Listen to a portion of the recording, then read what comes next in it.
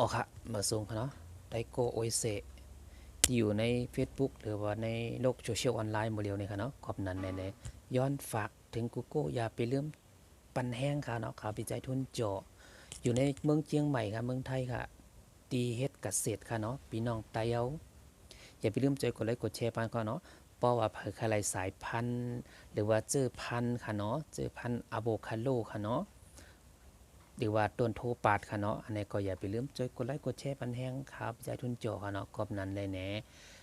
ค่าติส่งค่ะเฉพาะในเชียงใหม่ค่ะเนาะค่าติส่งถึงตีค่ะราคาส่งหรือว่าราคาปิกมันก็ตีเป็นเหมือนกันค่ะเนาะเพราะว่าสนใจก็อย่าไปลืมต้องตักเลยโทรมาสอบถามเลยตังเบอร์ข่าวที่ทิ้งไว้เนี่ยค่ะเนาะกอบนั้นเลยในอะโวคาโดในเมืองไทยเนี่ยเพราะว่าประโยชน์มันนำค่ะเนาะประโยชน์มันติมีหลายๆอย่างค่ะกอบนั้นแน่ๆอันนี้เขาเรียกว่าต้นเสียบค่ะเนาะเฮามาเสียบหางกล้วยค่ะมาเสียบหางกล้วยให้เลยแน่กอบนั้นเพราะว่าเอากามันมาปลูกมันตินั้นออกหมากหรือว่านั้นได้กินหรือว่านั้นได้เอาเป็นผลเกษตรของเขามันนานออกค่ะเนาะกอบนั้นแน่อันนี้เฮามาเสียบเอาค่ะเนาะจะมีหลายสายพันธุ์ค่ะหลายสายพันธุ์ต้องทำด้วยค่ะเนาะจะมีพันธุ์เฮ็ดค่ะพันธุ์เฮ็ดแล้วก็พันธุ์พิงเคตันเนี่ยค่ะเนาะพันธุ์พันธุ์มักแหน่มักคะแนกันเนาะมักคะแนแล้วก็พันเคตันเนี่ยค่ะเนาะพันเคตันกับตันแน่ๆพอพี่น้องก็ไหลไผสนใจก็อย่าไปลืมต้องตักไหลปันแห้งมาค่ะเนาะราคาส่ง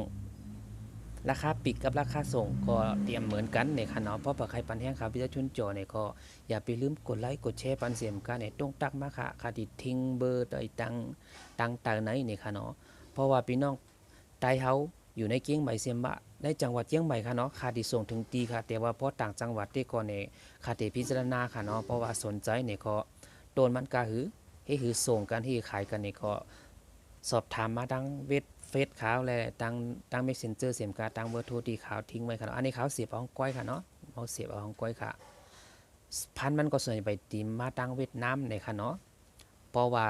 ตึกเพิ่มแท่งอยู่ค่ะเนาะตึกเพิ่มอยู่ตึงสั่งแท่งค่ะเนาะที่มาเสียบแท่งเนี่ยพันธุ์สายพันธุ์ใหม่จะนี่ก็อันเปิ้นออกมาที่เขาก็ดี